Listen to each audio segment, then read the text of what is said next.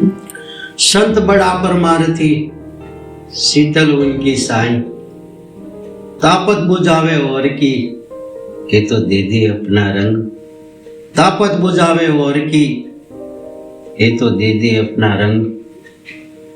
तो कहेवाय छे के भुजलराम बापा देवकी गाळो छोड़ीने के ज्यारे फतेहपुर आव्या त्यारे मात्र साधो के आश्रम बांधी अने ईश्वर भजन करता,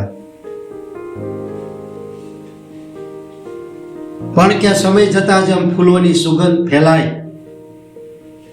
एम भुजलराम बापानी भक्तिनी सुगंध चारे दिशामां फैलाणी एटले शिष्य परिवार के वधवा लाग्यो।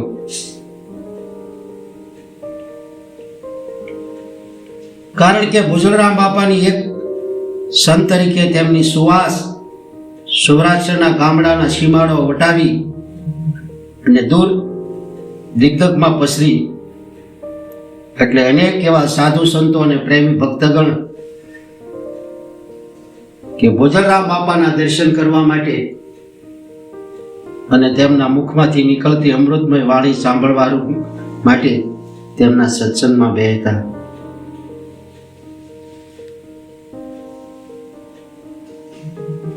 એમાં કેવું મોડું વરસ આવ્યું અને આજુબાજુને વાડીવાળા ખેડૂતો પોતપોતાની વાડીએ આંટો મારવા ગયા, પણ વરસાદ બરાબર ન આવવાના કારણે કોઈનું બિયારણ ગયું,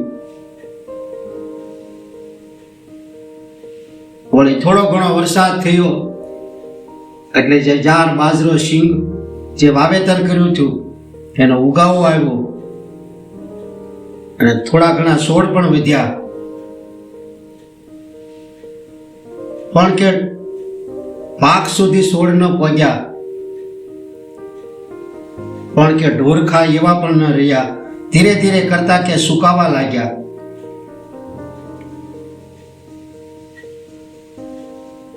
એટલે ખેડૂતોએ મોલાતની સામે જોઈ અને ઉદાસીન થઈ અને આ શેઢેથી પેલા શેઢે આંટો મારે, પછી તો કે શેઢે બેસી અને વિચાર કરવા લાગ્યા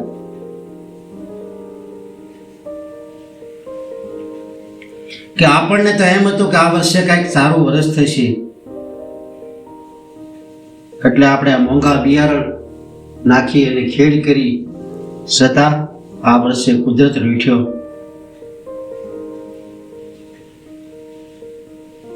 આપણે તો આપણા પેટમાંથી ગમે ત્યાં સારો વરસાદ હશે ત્યાં આપણે મહેનત મજૂરી કરી અને આપણો પેટ તો ભરશું, પણ આપણા ઢોર છે એ ઢોરનું શું થશે? ભગવાનને આ ઢોર ઉપર પણ નહીં દયા આવી હોય, એનું નિર્ણય થાય એટલો વરસાદ જો મેકલ્યો હોત તો ઢોર તો આપણા નભી જાત। આમ કે ખેડૂતો વિચાર કરતા કરતા ભુજલરામ બાપાની પાસે આવ્યા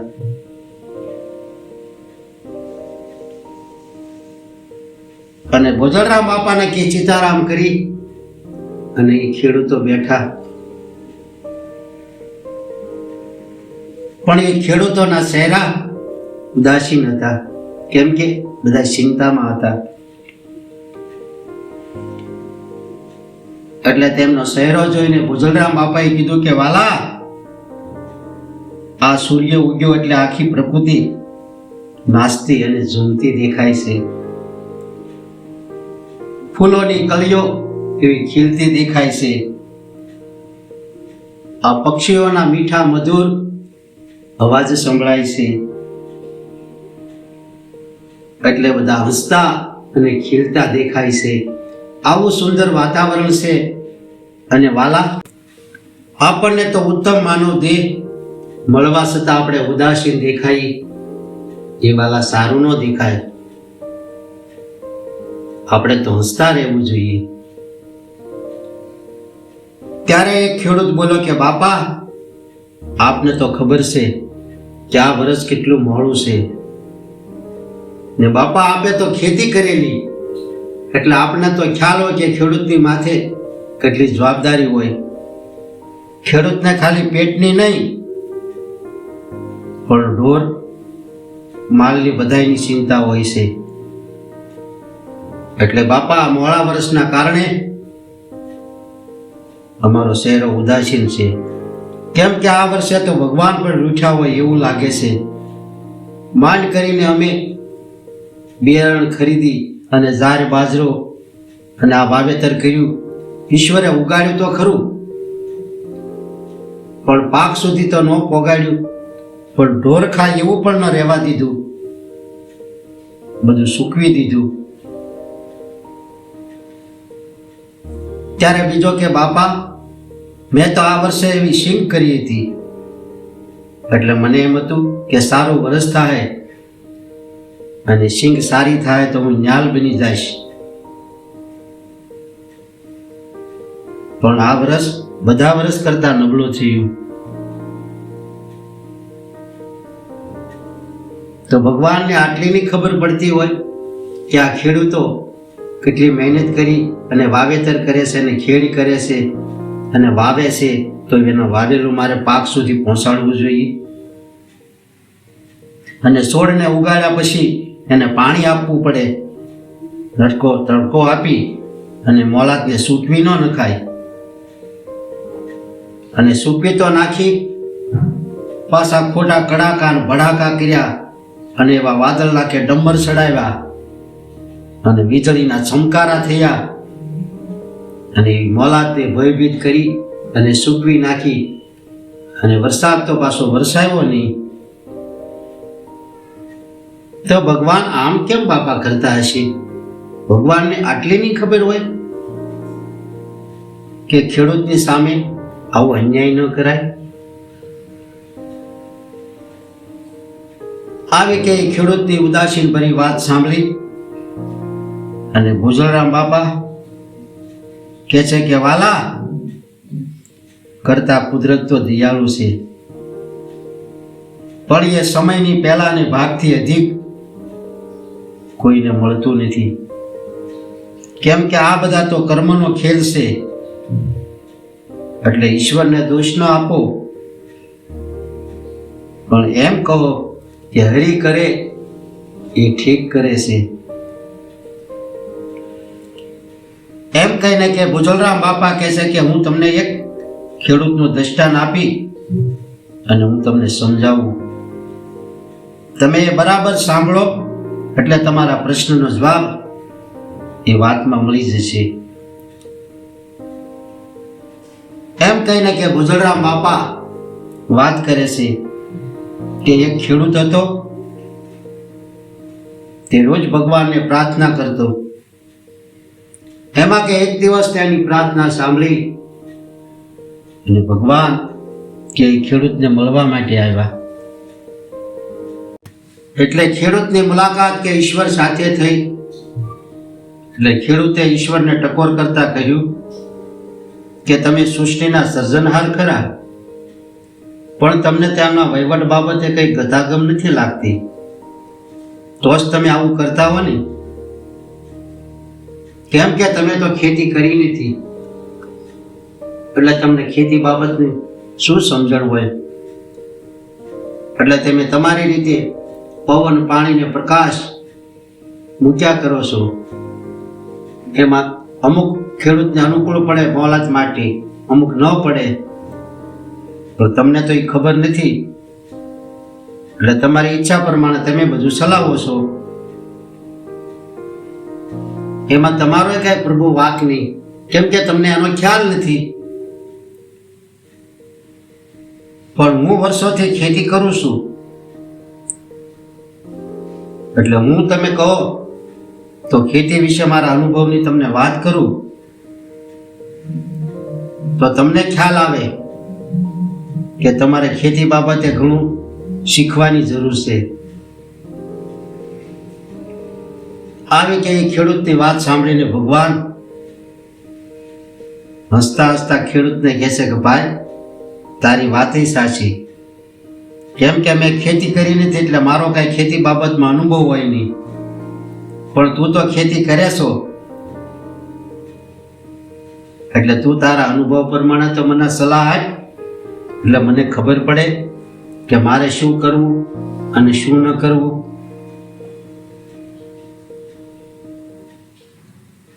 આવી કે ભગવાનની વાત સાંભળીને ખેડૂત તો એવી છાતી ફૂલાવી અને ભગવાનને કહેવા લાગ્યો કે પ્રભુ, અત્યાર સુધી તો તમે તમારી ઈચ્છા અનુસાર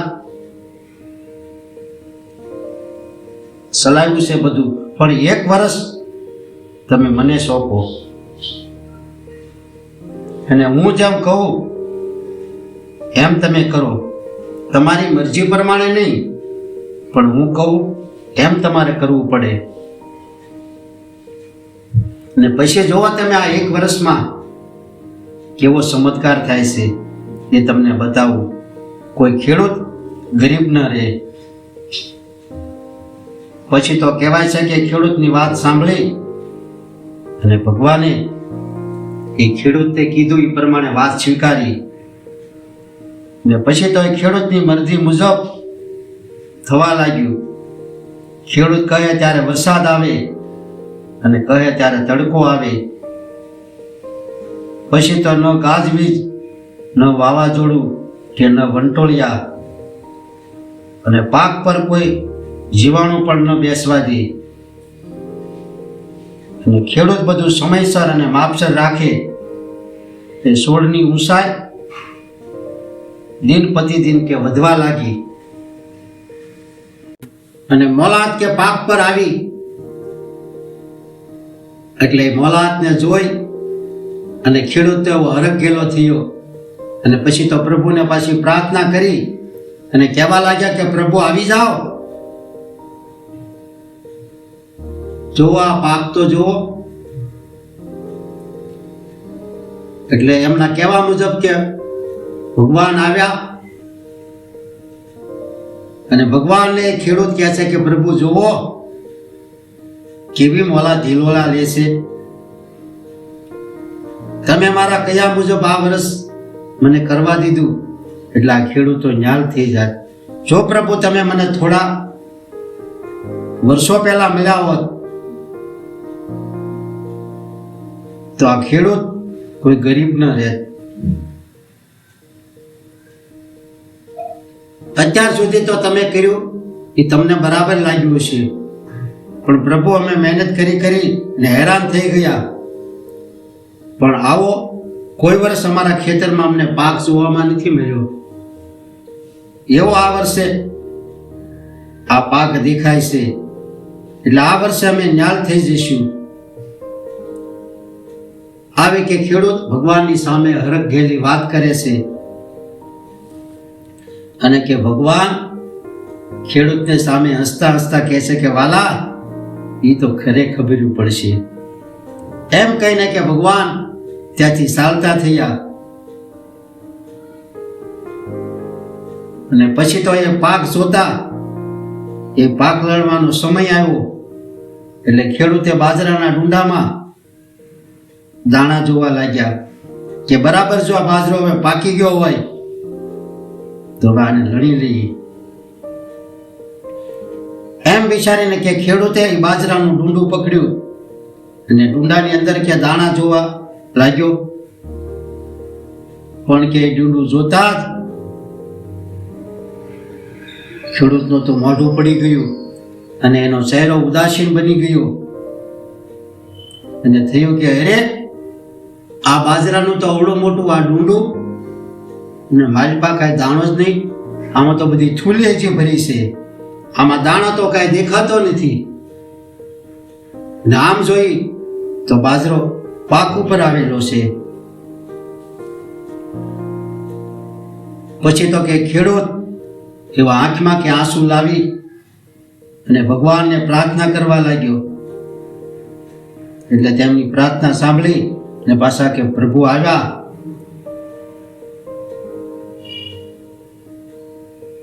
એટલે કે ભગવાનના શરણમાં પડી અને કહેવા લાગ્યો કે પ્રભુ,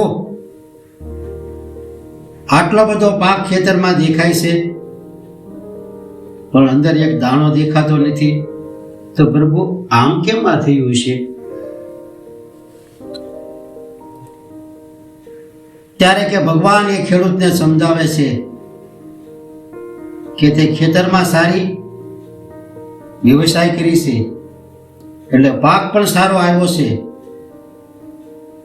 પણ સમયસર વરસાદ અને સમયસર તેમને તડકો મળવો જોઈએ, કારણ કે આ પાકને કોઈ સંઘર્ષ નથી કરવો પડ્યો, તેમને કોઈ પડકારનો સામનો નથી કરવો પડ્યો, એટલે તે પાક બીને ઉપજાયો અને નપુસક બની ગયો. કેમ કે ગાજવીજ વા વંટોળિયા આ બધું પાકની આત્માને જગાડવાનું કામ કરે છે. તે જે કરવા ન દીધું એના કારણે કે પાકનો વિકાસ જે થવાનો હતો એ વિકાસ અટકી ગયો. આવી કે ભગવાનની વાત સાંભળીને પછી તો ખેડૂત ભગવાનને બે હાથ જોડી અને કહેવા લાગ્યો કે પ્રભુ, હવે તો અરજી અમારી અને મરજી તમારી. આપને અનુકૂળ પડે તેમ પ્રભુ તમે કરો, કેમ કે આપ જે કરો છો એ પ્રભુ બરાબર કરો છો. આજ મને એ વાત સમજાઈ ગઈ. આમ સમજાવતા બુજલરામ બાપા કહે છે કે વાલા, પડકારો થકી જ જીવન સર્જાનો બને છે, અન્યથા જીવન નિરસ અને પોકળ બની જશે. એટલે હંમેશા તમારી સહનશીલતામાં વધારો કરો. જીવનમાં આવતી કોઈ પણ ઘટનાથી નિરાશ થશો નહીં, કારણ કે સંદન જે ઘસવામાં આવે છે તેની સુગંધ પસરે છે અને તે જ સંતો ભક્તોને ભગવાનના કપાળે લાગે છે. બાકી તો જે સંદન ઘસાતું નથી તે ફક્ત બાળવા માટે જ વપરાય છે. તેવી જ રીતે તમે જીવન સંગ્રામમાં જેમ જેમ સાહસ કરો છો, સંઘર્ષ કરો છો, પડકારોનો સામનો કરો છો, તેમ તેમ ઘડાવો છો અને તમે વધુ ને વધુ વિકાસ પામો છો. કેમ કે પડકારો ઝીલવાથી તમારામાં નિખાર આવે છે, ઉત્તરોત્તર તમે વિકાસ થાય છે અને પૂર્ણતા તરફ તમે આગળ વધો છો. કેમ કે જીવનમાં પરિસ્થિતિ કેવી આવશે, કેવા પ્રકારની આવશે અને કેટલા સમય સુધી રહેશે એ કોઈ પણ જાણતું નથી, અને એ પણ આપણા હાથની વાત નથી. પણ જીવનમાં પરિસ્થિતિ ગમે તેવી આવે, ગમે તેવા પ્રકારની આવે, તેને પહોંચી વળવાની અને પરિસ્થિતિમાંથી પાર પાડવાનું બળ, બુદ્ધિ આ બંને આપણા હાથમાં અને આપણા સાથમાં હોય છે. કારણ કે સમય માણસને સફળ નથી બનાવતો, પણ સમયનો સાચો ઉપયોગ જ માણસને સફળ બનાવે છે. આવી કે બુજલરામ બાપાના મુખમાંથી નીકળતી અમૃતમય વાણી સાંભળી અને બધા ખેડૂતો જે ઉદાસ હતા એ બધા હોશમાં આવી ગયા અને બુજલરામ બાપાના શરણમાં પડી અને કહેવા લાગ્યા કે બાપા, તમે તો અમારા જે જન્મ જન્મની મેલી સાદર હતી એ સાદર આજ તમે ધોઈ નાખી. એટલે કે જે અજ્ઞાનતાની અમારી જે ગાંઠ હતી એ ગાંઠને તમે આજ ગાળી દીધી. હવે તો બુજલરામ બાપાના ભજનો આપણે ઘડીભર પણ ન ભૂલવા જોઈએ, કારણ કે આપણને બુજલરામ બાપાના ભજનમાંથી જીવનને જીવવાની સાચી કળા શીખવા મળે છે. કેમ કે ભોજા ભગતની વાણી, તેમના પદો અને તેમના સાબકા ઉચ્ચકોટીના છે, કારણ કે તેમાં આત્મભાવના કવિઓ ગણાય છે અને સારા પણ છે, કારણ કે આ પદો અને આ વાણી ભોજા ભગતની અનુભવ સિદ્ધ વાણી છે. એટલે આપણા જીવનમાં એ પ્રેરણાદાયી છે. તો આ વિડીયો બુજલરામ બાપાની કૃપા રૂપે હતો. જો આ વિડીયો પસંદ પડે અને સારો લાગે તો લાઈક કરો, આ ચેનલને સબસ્ક્રાઇબ કરો અને શેર કરો. હસતા રહો, ખુશ રહો અને આનંદિત રહો.